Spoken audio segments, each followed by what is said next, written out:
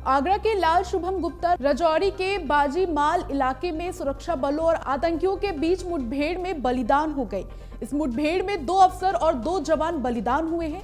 शुभम गुप्ता जिला शासकीय अधिवक्ता बसंत गुप्ता के बेटे थे। फौजी की वर्दी में बेटे को देखकर पिता बसंत गुप्ता का सीना गर्व से चौड़ा हो जाता था। वह इस साल शुभम के सिर पर सेहरा सजाने की तैयारी कर रहे थे कि बेटे के बलिदान होने की खबर आ गई।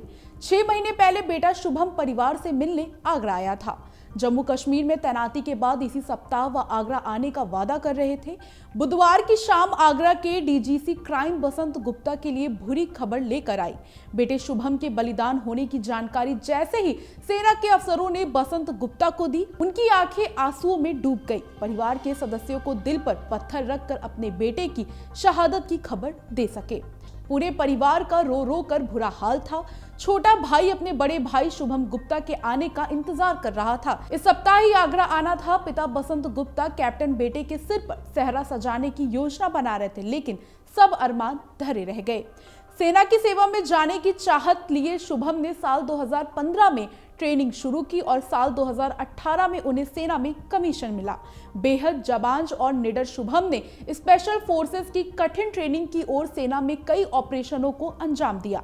शुभम के शहीद होने की खबर मिलने के बाद आगरा के सांसद प्रोफेसर एसपी सिंह बघेल, फतेहपुर सीकरी के सांसद राजकुमार चाहर, विधायक पुरुषोत्तम खंडेलवाल, विजय शिवहरे समेत संस्थाओं से जुड़े लोग बसंत गुप्ता के घर ढान ढस बधाने के लिए पहुंच गए। बता दें, जम्मू के राजौरी जिले के सोलकी गांव के बाजी माल इलाके में सुरक्षा बलों और आतंकवादियों के बीच मुठभेड़ के दौरान 2 कैप्टन समेत 4 सैन्य कर्मी बलिदान हो गए और 2 जवान घायल हो गए।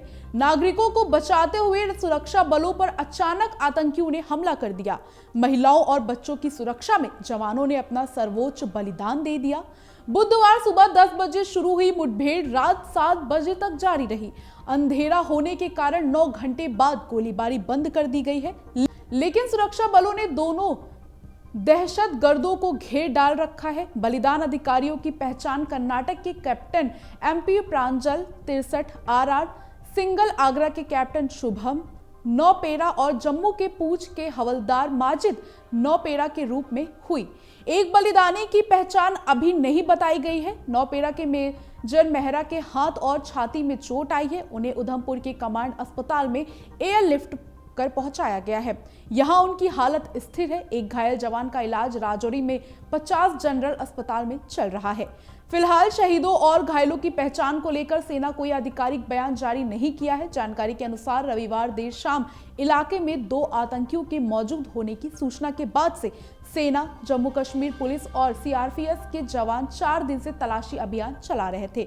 रविवार शाम को सुरक्षा बलों को सूचना मिली थी कि ब्रेवी क्षेत्र में किसी घर में 2 बंदूकधारी संदिग्ध लोग घुसे हैं और खाना खाने के बाद फरार हो गए। इसके बाद बड़े पैमाने पर सर्च ऑपरेशन शुरू किया गया था। ऑपरेशन में खोजी कुत्तों के अलावा ड्रोन से भी तलाशी ली जा रही थी।